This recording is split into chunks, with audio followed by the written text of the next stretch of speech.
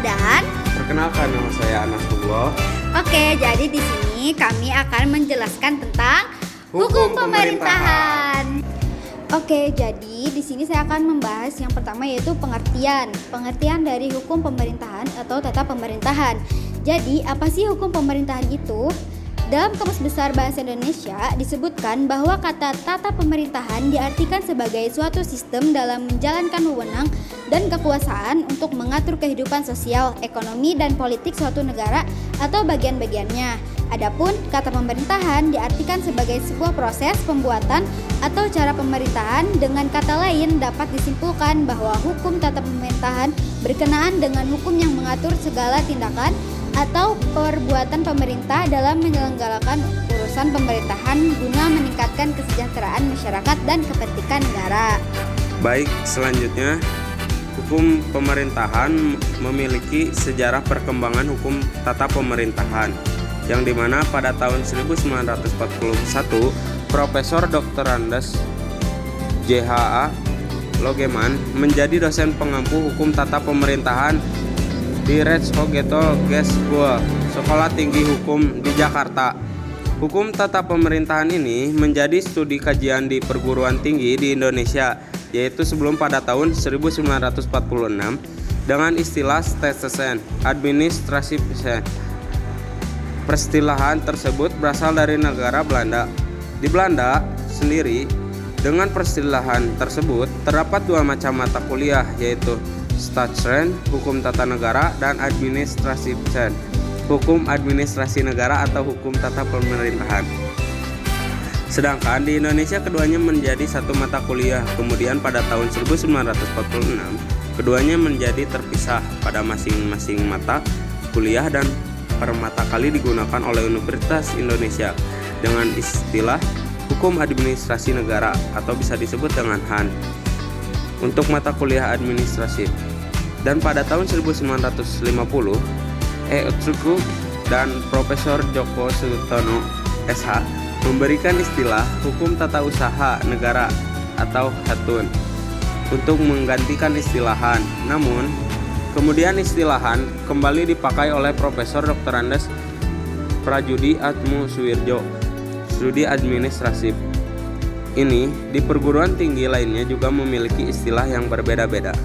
Dengan perkembangan peristilahan studi administratif juga diatur secara yuridis formal, yaitu studi administratif adalah perkembangan dari ilmu hukum yang menjadi mata kuliah bukan hanya di Fakultas Hukum tetapi juga di Fakultas Ilmu Sosial dan Ilmu Politik di beberapa perguruan tinggi dengan peristilahan yang berbeda-beda. Oke, selanjutnya pengertian hukum pemerintah menurut para ahli. Let's look over here. Menurut W.L. Prince R. Kosim Adisaputra, HAN atau hukum administrasi negara yang juga dapat disebut dengan hukum tata pemerintahan adalah hukum yang berkaitan dengan pelaksanaan tugas pemerintah berdasarkan subjek hukum yang disebutkan dengan tegas. Yang dimaksud adalah yang menjadi subjek hukum tersebut harus dapat menjalankan kewajibannya yang tidak ada di tangan setiap masyarakat negara.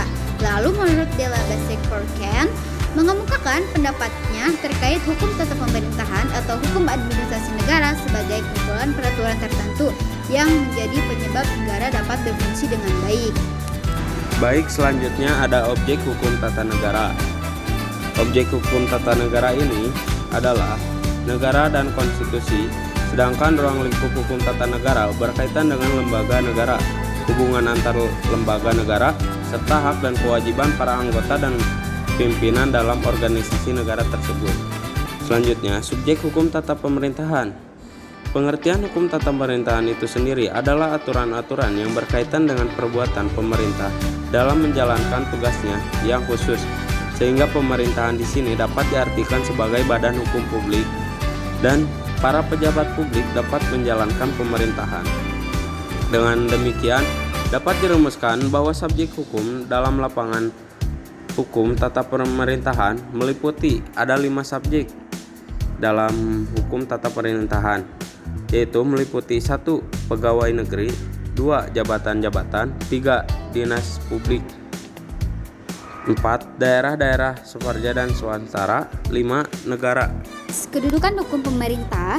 Kedudukan pemerintah atau administrasi negara mempunyai kedudukan sebagai wakil dari lembaga publik dan sebagai wakil dari badan hukum private. Kewenangan pemerintah sesuai asas legalitas bahwa pemerintah diatur oleh peraturan perundang-undangan dalam kewenangannya. Asas legalitas merupakan prinsip utama yang dijadikan sebagai dasar dalam setiap penyelenggaraan pemerintahan dan kenegaraan di setiap negara hukum, terutama negara hukum sistem kontinental. Asas legalitas merupakan dasar dalam setiap penyelenggaraan kenegaraan dan pemerintahan. Di sini negara bertindak atau berbuat sebagai fasilitator dalam kehidupan berbangsa dan bernegara. Kedua, mengenai kehubungan yang diaturnya, hukum melayani berbagai macam kepentingan yang dibedakan atas kepentingan umum dan kepentingan khusus. Mempersoalkan kedudukan hukum dari pemerintah sebagai organ atau hukum publik tidak hanya akan memberi kejelasan dalam suatu tindakan atau perbuatan hukum pemerintahan, akan tetapi juga memberikan legitimasi pada dasar tindakan atau perbuatan pemerintahan tersebut. Selama ini dalam praktik penyelenggaraan pemerintahan, persoalan kedudukan hukum pemerintah belum begitu terpahami dengan baik. Dalam arti, seringkali dalam tindakan atau perbuatan hukum yang dilakukan oleh pemerintah menimbulkan keracuan dan bahkan bisa dikatakan kabur. Last but not least, kita di sini akan membahas tentang fungsi hukum pemerintahan, yaitu terdapat beberapa pernyataan yang menunjukkan fungsi pemerintahan.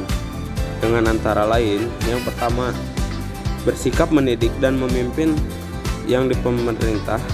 Artinya pemerintah yang berfungsi sebagai leader atau pemimpin dan eduktor sebagai pendidik.